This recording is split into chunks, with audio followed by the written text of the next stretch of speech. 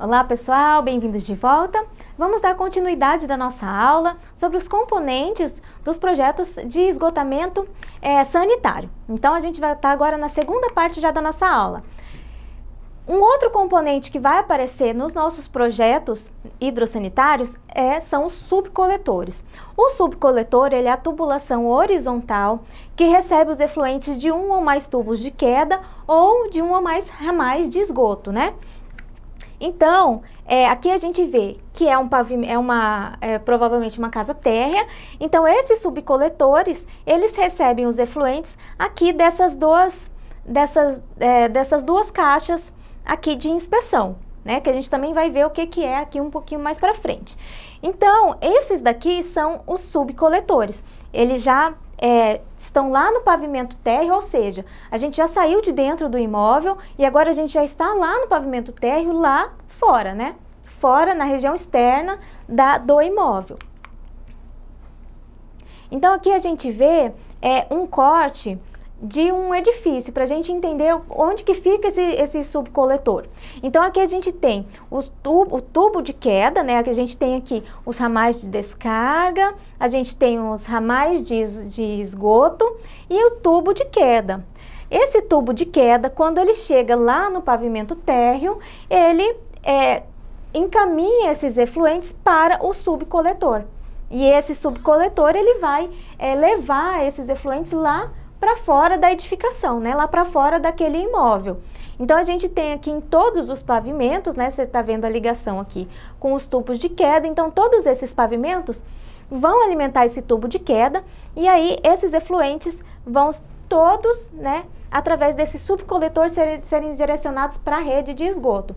Então, os subcoletores, eles não acontecem em todos os pavimentos. Eles só acontecem lá no térreo, né? E aqui a gente vê o canal de ventilação, né? O tubo de ventilação. E também a gente tem o coletor predial. O coletor predial, ele já é o trecho final da tubulação, que conduz o esgoto até a rede pública ou ao sistema de esgoto individual, né? A fossa séptica. Então, quando toda a tubulação, né? Todos esses dejetos já percorreram todo o caminho. Quando chega ali naquele trecho final que vai fazer a ligação com o coletor público, esse trechinho final, ele é chamado de coletor predial. É só aquela região, só aquela tubulação ali que já é diretamente ligado no coletor público. E aí a gente fala também do coletor público.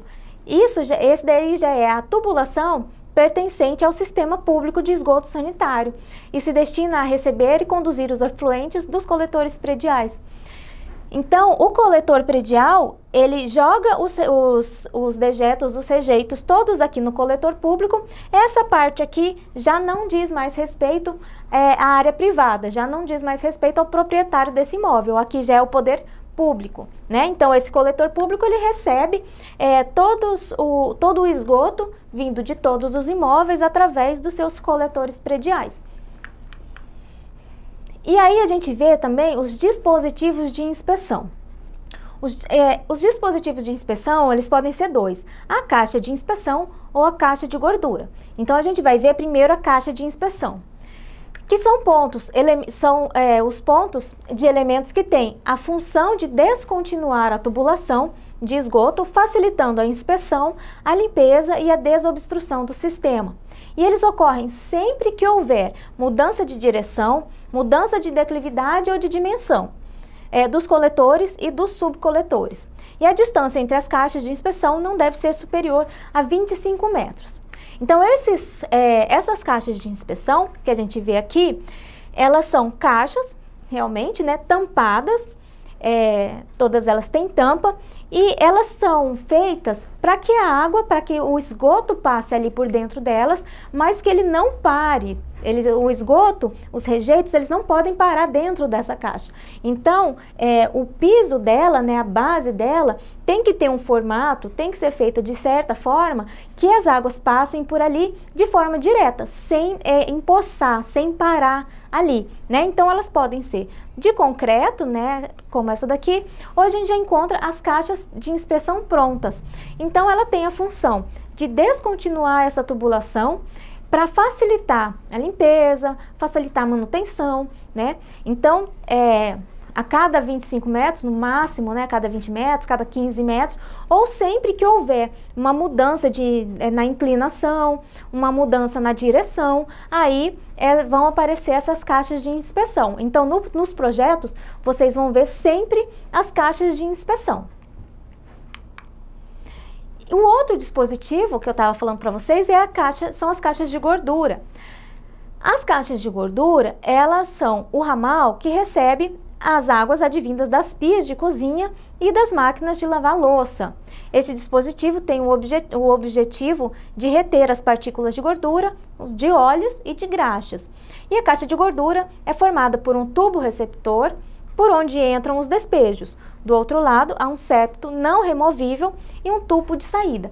Então, todos os equipamentos, as peças que são utilizadas na cozinha, onde pode ter manutenção, manipulação de alimentos, de gordura, todas essas peças, elas têm que desaguar na caixa de gordura, porque a gordura, ela pode entupir as tubulações, aí ela pode fazer, dificultar a manutenção, né? Então, as águas que vêm da pia da cozinha, das máquinas de lavar louça, elas não devem desaguar diretamente na tubulação, nos ramais de esgoto. Elas precisam antes passar pelas caixas de gordura. Tem muito local que não tem caixa de gordura. Isso pode prejudicar muito as tubulações de esgoto, né?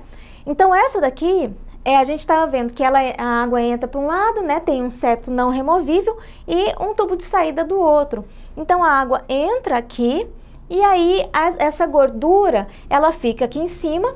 A água, né, que não está, que não tem a água, né, que não está nessa gordura, ela consegue fazer esse caminho e sair dessa caixa de gordura. E a gordura não, a gordura fica presa ali dentro. E essa caixa, ela precisa ser constantemente, passar por limpeza, né, para evitar que isso daqui encha de gordura e aí vai perder a finalidade. Então, ela pode ser de concreto, mas ela também pode ser essas de PVC, que a gente já encontra pronta.